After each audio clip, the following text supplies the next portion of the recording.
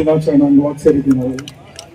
ಈ identity cards ಇದಾವಲ್ವ, government ಇಂದ ಏನೇನು ಸೌಲಭ್ಯಗಳು ಬರ್ತದೆ ಅದನ್ನ ನಾವೆಲ್ಲ ಸಂಘದಲ್ಲಿ ಕೂತ್ಕೊಂಡು ಮಾತಾಡಿ ಎಲ್ಲಾನು ಆ ಕಾರ್ಡ್ನ ನಾವು ಗೌರ್ಮೆಂಟ್ ಇಂದ ಬರೋ ಕೋಟ್ಯಾನು ಕೋಟಿಗಳು ಗೌರ್ಮೆಂಟ್ ಅಲ್ಲಿ ಹಣ ಇದೆ, ಯಾವ ತರ ಉಪಯೋಗಿಸ್ಕೋಬೇಕು. ಅದರಲ್ಲಿ ನಮ್ಮ ಕಾರ್ಮಿಕರು ಕಷ್ಟ ಬಿದ್ದು ಕುಡಿಯೋದು ಕಲ್ತಿರ್ತಾರೆ, ಅವ್ರ ಐಡೆಂಟಿ ಕಾರ್ಡ್ನ ಅವರು ರಿನ್ಯೂವಲ್ ಮಾಡಿಸಲ್ಲ. ದಯವಿಟ್ಟು ನಾವೆಲ್ಲ ಸೇರಿ ಕಂಪಲ್ಸರಿ ಅದನ್ನ ಒಂದುಗೂಡಿ ಕಾರ್ಮಿಕರು ಎಲ್ಲ ಸೇರಿ ಅದನ್ನ ಐಡೆಂಟಿ ಕಾರ್ಡ್ನ ಫಸ್ಟ್ ಏನು ಸೌಲಭ್ಯ ಬರಬೇಕಾದ್ರೆ ಮುಂದೆ ಐಡೆಂಟಿ ಕಾರ್ಡ್ ಕರೆಕ್ಟ್ ಆಗಿರ್ಬೇಕು. ಎಲ್ಲ ಸಹ ನಾವೆಲ್ಲ ಒಗ್ಗಟ್ಟಾಗಿ ಅದನ್ನ ಐಡೆಂಟಿ ಕಾರ್ಡ್ ಮಾಡಿಕೊಂಡು ಯಾರಿಗಾದ್ರೂ ಕಾರ್ಮಿಕರು ಕೆಲಸ ಮಾಡುವಾಗ ಏನಾದರೂ ಅಪಾಯ ಆಯ್ತಿದ್ರೆ ಅದರಿಂದ ನಮಗೆ ಗೌರ್ಮೆಂಟ್ ಇಂದ ಬರೋ ಸವಲತ್ತುಗಳು ನಿಂತೋಗ್ತದೆ. ಆದ ಕಾರಣದಿಂದ ನಾವು ದಯವಿಟ್ಟು ನಾವು ಐಡೆಂಟಿ ಕಾರ್ಡ್ನ ನಾವು ರಿನ್ಯೂವಲ್ ಮಾಡಿಸ್ಬೇಕು. ನಮ್ಮ ನಾಯನ್ಸಲ್ಲಿ ಹೇಳಿದಂಗೆ ವರ್ಷಕ್ಕೊಂದ್ಸಲಿ 3 ವರ್ಷಕ್ಕಿತ್ತಂತೆ ವರ್ಷಕ್ಕೊಂದ್ಸಲಿ ಮಾಡಬೇಕು. ಆಮೇಲೆ ನಾವು ಒಂದುಗೂಡು ಏನಾದರೂ ಸ್ವಲ್ಪ ತೊಂದರೆ ಆಯಿತು, ಅಲ್ಲಿ ಕೆಲಸ ಮಾಡೋ ಸಂದರ್ಭದಲ್ಲಿ ಕೆಲವರಿಗೆ ತೊಂದರೆಗಳಾಗ್ತದೆ, ಏನೋ ಬಿದ್ದೋಗೋದು, ಇನ್ನೊಂದು ಪೆಟ್ಟಾಗ್ತದೆ.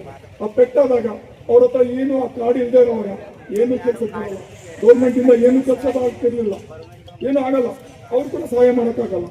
ನಾವು ಅತಿ ಮುಖ್ಯವಾಗಿ ನಮ್ಮ ಕಾರ್ಮಿಕರಲ್ಲಿ ಕುಡಿಯೋ ಅಭ್ಯಾಸ ಇರ್ತದೆ, ಅಂಥವ್ರಿಗೆ ಏನು ಬಿಡ ಅದೇನು ಮಾಡಿಸೋದು ಅದು ಇದು ಅಂತ ಇರ್ತಾರೆ. ದಯವಿಟ್ಟು ಅವ್ರು ನಾವು ತಿಳಿದವರು ಕಂಪಲ್ಸರಿ ಹೇಳ್ಬೇಕು, ಏನಂತ ಐಡೆಂಟಿ ಕಾರ್ಡ್ ರಿನ್ಯೂವಲ್ ಮಾಡಬೇಕು. ಆ ಗೌರ್ಮೆಂಟಿಂದ ಏನು ಸೌಲಭ್ಯಗಳು ಬರ್ತದೆ ಅಂತ ನಾವು ಕೊಡ್ಕೋಬೇಕು.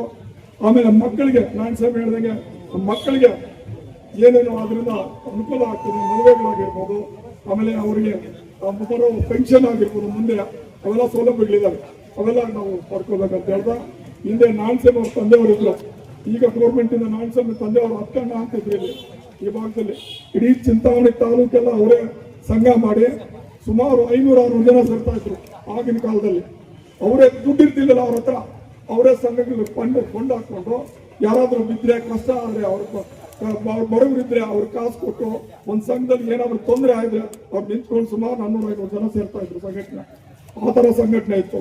ಈ MG ರೋಡ್ ಕಂಪ್ಲೀಟ್ ಒಂದು ಮಾತಾಡಿದ್ರೆ CPM ಅಂತ ಮಾತಾಡ್ಕೊಂಡು ಅವ್ರೊಂದು ಸಂಘ ಮಾಡಿಕೊಂಡು ಎಲ್ಲರಿಗೂ ಜನಗಳಿಗೆ ಸಹಾಯ ಮಾಡ್ತಾ ಇದ್ರು. ಅದೇ ರೀತಿಯಾಗಿ ನಾವು ಈಗ ಏನು ಬರ್ತದೆ ಗೌರ್ಮೆಂಟ್ ಇಂದ ಬರುವಂತ ಈ ಕಾರ್ಮಿಕರಿಗೆ ಬರುವಂತ ಇದು ಮಾಡ್ತಾ ಅದನ್ನ ತೆಗೆದುಕೋಬೇಕಂತ ಹೇಳ್ತಾ ನಾವು